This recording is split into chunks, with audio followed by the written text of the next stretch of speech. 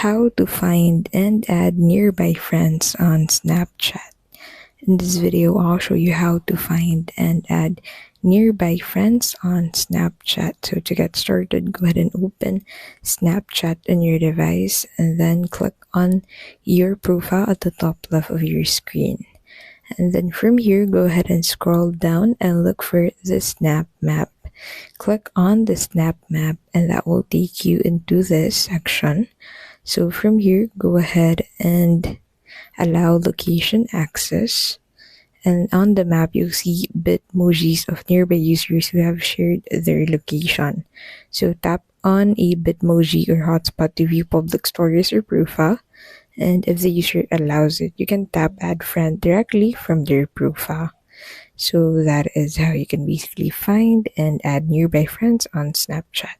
You can also manually add them by clicking on this add friends button and searching for their name.